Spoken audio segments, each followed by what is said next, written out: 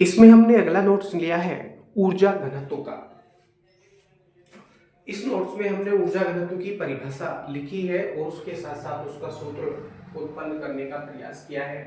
तो ऊर्जा घनत्व की परिभाषा होती है, अंग्रेजी में इसको कहते हैं एनर्जी डेंसिटी, और इसकी परिभाषा होती है किसी आवेशित संधारित्र की प्लेटों पर, किसी आवेशित संधारित्र की प्लेटों पर संचित प्रत्येकांक आयतन की ऊर्जा को ऊर्जा घनत्व कहते हैं।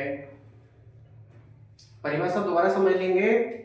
किसी आवेशित संधारित्र की प्लेटों पर संचित प्रत्येकांक आयतन की ऊर्जा को ऊर्जा घनत्व कहते हैं।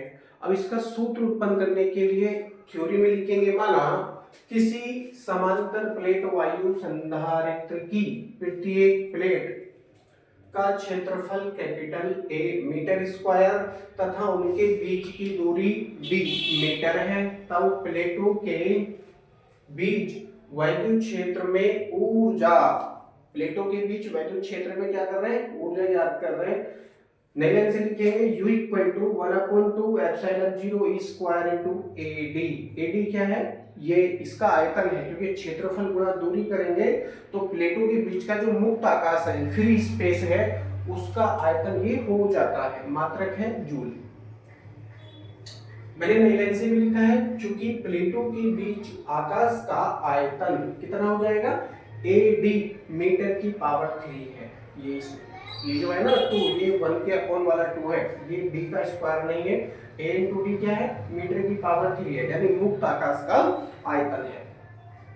इसीलिए प्रत्येकांक आयतन की ऊर्जा, प्रत्येकांक आयतन की ऊर्जा अर्थात ऊर्जा घनत्व डैश लगाएंगे और नई लाइन से लिखेंगे स्मॉल u बराबर capital U upon AD। According to definition, according to definition इसका सूत्र उत्पन्न हो जाता है।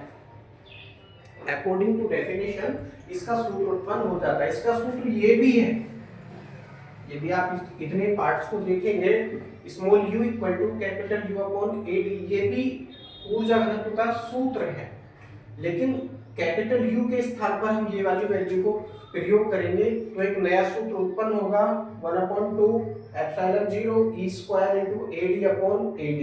तो AD से AD कट जाएगा और बचेगा केवल आपके पास small u equal to 1/2 epsilon 0 square. ठीक है, ये है इसका शुद्ध सूत्र। इसका मात्रक होता है जूल प्रति मीटर की पावर 3। अब कहेंगे ये मात्रक कहां से आया, मात्रक यहां से लिखा है हमने, ऊपर है ऊर्जा और नीचे है आयतन। ऊर्जा का मात्रक होता है जूल और आयतन का मात्रक होता है मीटर की पावर 3, तो इसका मात्रक हो जाएगा जूल प्रति मीटर की पावर 3। और विमा भी आप यहीं से लिख सकते हैं, ऊपर जो है कार्य या ऊर्जा है, इसका विमा होती है ml स्क्वायर टी की पावर -2 अपॉन में आयतन, आयतन की विमा होती है L की पावर 3। जब आप कैलकुलेशन करेंगे तो केवल एक L की पावर बचेगी नीचे, ठीक है, उसको ऊपर लेके जाएंगे तो ये माइनस की हो जाएगी, तो विमा हो जाएगी इसकी L की पावर -1 T की पावर -2। यहाँ पर आने के पश्चात ये टॉपिक आपका पूरी तरह से कंप्लीट हो जाता है। आई होप आपको समझ में आया होगा। यदि नहीं समझे हैं तो वीडियो को आगे पीछे करके आप देख सकते हैं।